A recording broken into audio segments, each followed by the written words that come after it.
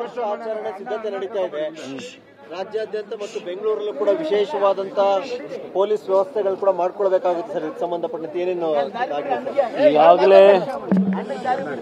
ಈಗಾಗಲೇ ಕಳೆದ ಒಂದು ವಾರದಿಂದ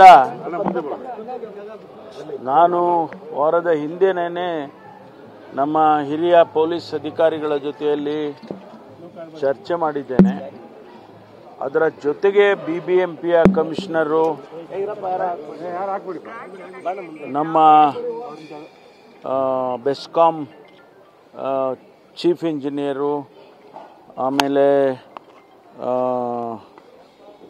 ಇದರ ಜೊತೆಗೆ ಆರೋಗ್ಯ ಇಲಾಖೆಯ ಡೈರೆಕ್ಟ್ರು ಇವರೆಲ್ಲರನ್ನೂ ಕೂಡ ನಾನು ಸಭೆ ಮಾಡಿ, ಎಕ್ಸೈಸ್ ಕಮಿಷನರು ಇವ್ರನ್ನೆಲ್ಲರನ್ನೂ ಕೂಡ ಸಭೆ ಮಾಡಿ ಅವರವರ ಜವಾಬ್ದಾರಿ ಏನಿದೆ ಈ ಹೊಸ ವರ್ಷದ ಆಚರಣೆಯಲ್ಲಿ ಇಡೀ ರಾಜ್ಯದಲ್ಲಿ ಏನೇನು ಅವರ ಜವಾಬ್ದಾರಿ ತಗೊಳ್ಬೇಕು ಅನ್ನೋದ್ರ ಬಗ್ಗೆ ನಾನು ಚರ್ಚೆ ಮಾಡಿ ಕೆಲವು ತೀರ್ಮಾನಗಳನ್ನು ಮಾಡಿದ್ದೇವೆ.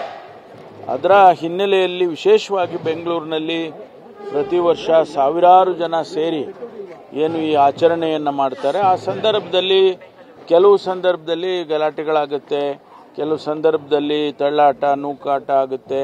ವಿಶೇಷವಾಗಿ MG ರೋಡು, ಬ್ರಿಗೇಡ್ ರೋಡು ಈ ಥರ ಅಲ್ಲಿ ಹೆಚ್ಚು ಜನ ಸೇರ್ತಾರೆ, ವಿಶೇಷವಾಗಿ ಯುವಕರು ಸೇರ್ತಾರೆ. ಆ ಸಂದರ್ಭದಲ್ಲಿ ಹಿಂದೆ ಎಲ್ಲ ಗಲಾಟೆಗಳಾಗಿದ್ದಾವೆ. ಹೆಣ್ಣು ಮಕ್ಕಳ ಮೇಲೆ ಏನು ತಳ್ಳಾಟ ಮಾಡಿ ಅದೆಲ್ಲ ಮಾಡತಕ್ಕಂಥದ್ದನ್ನು ನಾವು ಕೇಳಿದ್ದೇವೆ.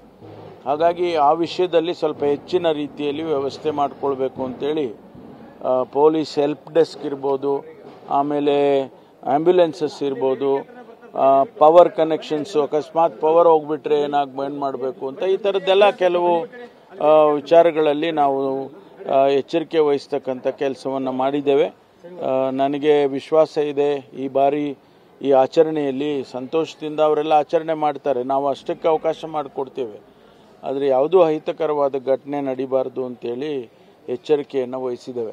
ಕೋವಿಡ್ ಇರೋ ಕಾರಣ ಹೆಚ್ಚುವರಿ ಏನಾದರೂ ಮುಂಜಾಗ್ರತೆ ಇಲ್ಲ, ಕೋವಿಡ್ ಬಗ್ಗೆ ನಾವು ಆರೋಗ್ಯ ಇಲಾಖೆಯವ್ರ ಜೊತೆ ಚರ್ಚೆ ಮಾಡಿದಾಗ ಅವರು ಸಭೆಯಲ್ಲಿದ್ದರು.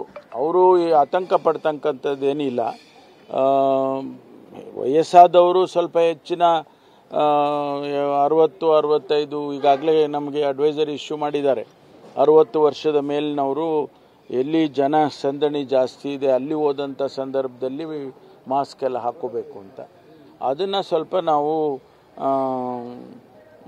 ಅನೌನ್ಸ್ ಮಾಡ್ತೀವಿ, ಪ್ರಕಟಣೆ ಮಾಡಿದ್ದೇವೆ ಈಗಾಗಲೇ. ಅದನ್ನು ಇನ್ನೂ ಹೆಚ್ಚಿನ ರೀತಿಯಲ್ಲಿ ಆರೋಗ್ಯ ಇಲಾಖೆಯವರು ಮಾಡಿದ್ದಾರೆ.